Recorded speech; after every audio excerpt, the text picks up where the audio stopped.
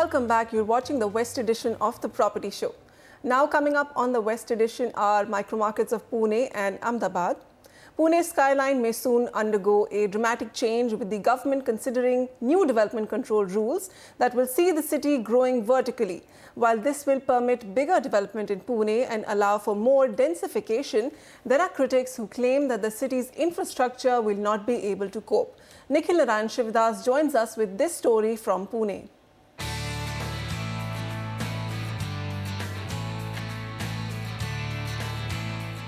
Less approvals, more transparency and taller buildings.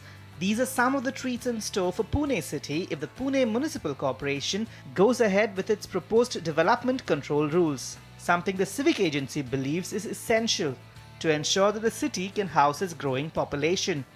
You want the city to grow near where the transit corridors are, where the metro is, where the BRT is. So you need to bring people within the city. How would you do that if you don't provide them more floor space index? The move to make development easier is clear, with the new DCR proposing to lower the number of approvals, provide deemed approvals if delays occur, while providing higher FSI along with provisions for premium and fungible FSI, something that experts say will have a major impact on development.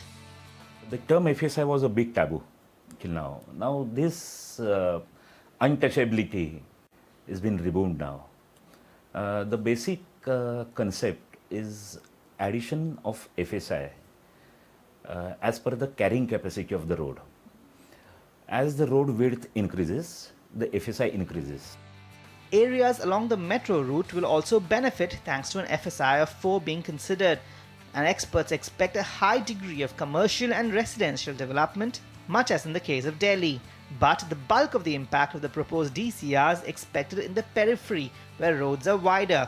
Developers here will be able to use the increased FSI to build more greenfield projects, including townships, thus shifting the density of the population from the congested heart of the city. The new DC rules promise easier approvals and bigger and better development. But the big question that needs to be asked is, will the city's infrastructure be able to handle the extra load? In areas which are the pet areas of the city, the old city, if they are already congested today, we want to do redevelopment over there. There is already a challenge in securing adequate water, adequate electricity in terms of organized supply for what exists today. So if we were to redevelop that, we need to augment our infrastructure to be able to support all of that. Complicating matters is the feeling among the builder community that the Pune Municipal Corporation may not be able to do this alone. Pune as a city isn't as small as it used to be. It's much larger. It's grown several folds in the last few years. PMC does need to sort of expand in terms of their staffing, their understanding of these new DC rules, how they should be implemented, and they need to have a proactive approach. And that's important. Mumbai's current infrastructure mess is a perfect example of why it's important to build infrastructure before opening up an area for development. One can only hope the Pune Municipal Corporation rises up to the challenge. From Pune, Nikhil Shivadas, NDTV. Okay, real estate in Pune all set to go vertical with new development norms. And we'll stay with Pune. We have a question coming from Shashin Srivastava. Hi Shashin, how can we help you? Yeah, actually I'm looking for a 2 BHK flat and my budget is around 45 to 55 lakhs. And I have shortlisted a few areas nearby Hinjawadi, that is Ravet, Tathavade and Punable. So just wanted to know what will be the suggested projects going on in Ravet, Punable and Tathavade. I have also shortlisted 2 projects. One is Sukhmani Coloranic and another one is Kohinoor Grandeur. Okay. Shashin, let's review your preferred projects with Samir. Samir, what's your take on those? Well, as far as the Sukhmani Coloranic project is concerned, that's a project that we've given a go-ahead to. It's at 4950 rupees, and if you look at the weighted average price of the market, it's cheaper. It's 5450, so it's about 10% cheaper than the weighted average price of the market. And we've been recommending this project as well to other customers as well. Phase 1 is open with 2 towers of S plus 12 stories, located bang on the Aund Ravet BRT road of Nivruti Lawn Ravet, Project is about 1.5 kilometers from the hanging bridge, 3 kilometers from the Akruti railway station, and 2.5 kilometers from DY Patil College. So this leads to fact that this project is in a very, very good strategic location. Also, amenities here include a clubhouse and a gym. So that's why we give this project a go ahead. Looking at the key data points of the micro market, Ravet is doing pretty well on the inventory overhang.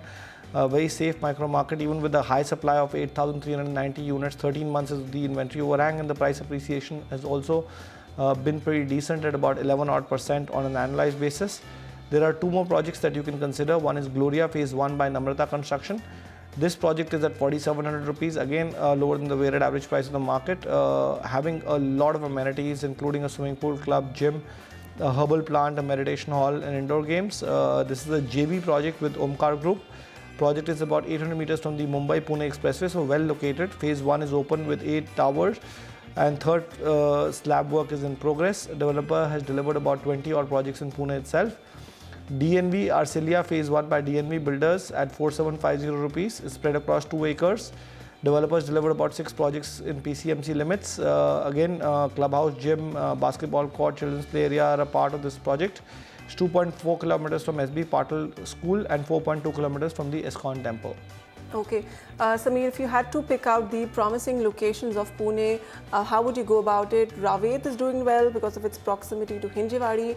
Which are the other micro markets to watch out for? Well, Pune is very well spread out now, and there are great micro markets in every part of Pune, I would say. Near the Hinjewadi micro market, we've been recommending Baner, Aund, Wakad region. We're talking about the Kharadi region for near the Koregaon Park area. Kalyani Nagar is another micro market. Viman Nagar is doing pretty well. So these are some of the micro markets that will continue to do well because of its proximity to nature of housing there, mid to affordable. Yeah, so all these micro markets are now mid to high level. These used to be mid-level at one point in time, but with the markets now gathering a lot of steam in terms of absorption in the past, over the last 2.5 to 3 years, and a lot of good developers coming in, social infrastructure coming in.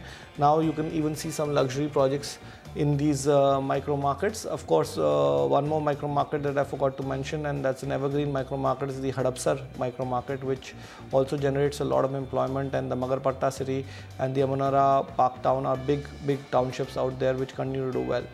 Okay, so multiple options there in Pune for you to look out for. Shashin, recapping the projects recommended by Samir: Gloria Phase 1 by Namrata Constructions. Also look at DNV Arcelia Phase 1 by DNV Builders. All right, our next question comes in from Pankaj Kharat. He writes, I have a budget of 85 lakhs and I want to buy a property in Wakad, Pune. I've looked at Royal Entrada. Is this a good project to invest in? So Vasudha, as you were mentioning earlier, Wakad is also one of our favorite micro markets. It continues to do well at about 11% on the price appreciation charts.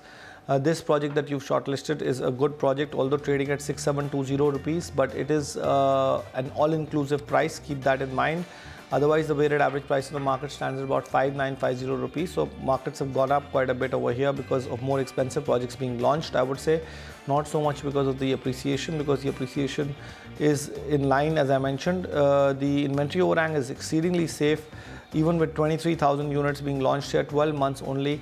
So depicts a lot of good absorption in this micro market. Coming back to your project, it's a 4-star rated project by Griha.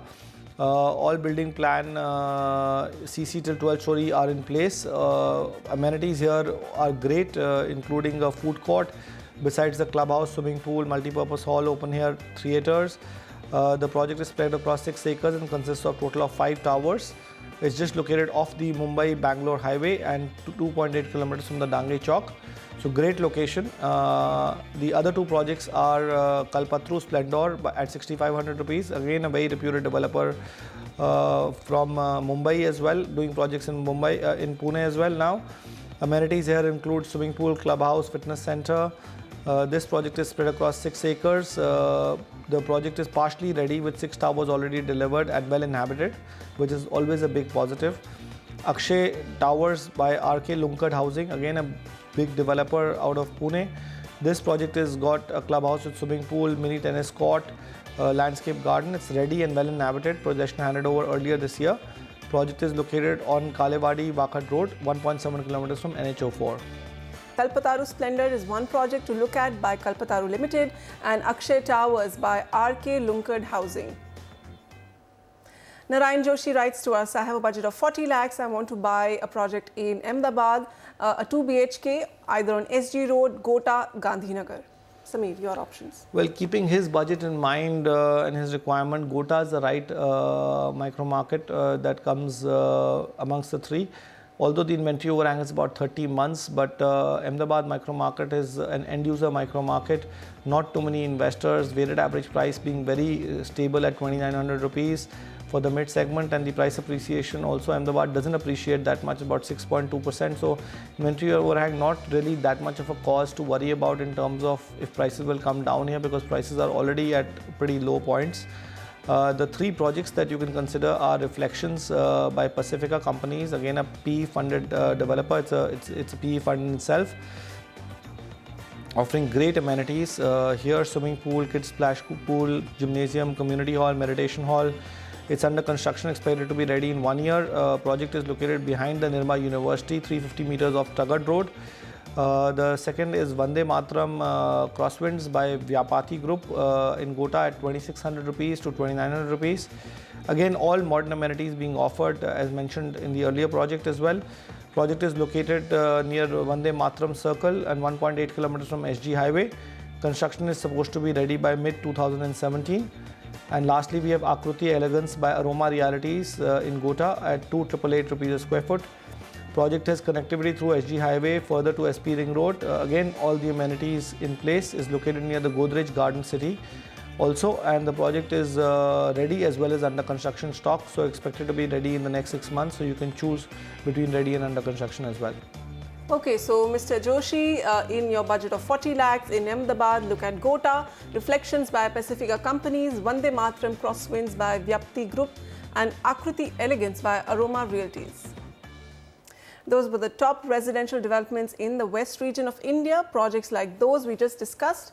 Real estate developers from across India in modern living concepts, the NDTV Property Awards 2015, are going to pick out the best in the business. The 2015 edition of the awards will be presented by Parryware and powered by Johnson Tiles. To participate, one has to log on to ndtv.com/propertyawards. You can also send an email to propertyawards@ndtv.com. Sameer, thank you so much for joining us today on the West Edition. Pleasure. He'll join us on every edition of the Property Show that looks at markets in the North, West and the South. Up ahead on the Property Show, Mumbaikars join hands to clean up and beautify Mumbai's beaches. We speak to them to find out what drives them for this cause.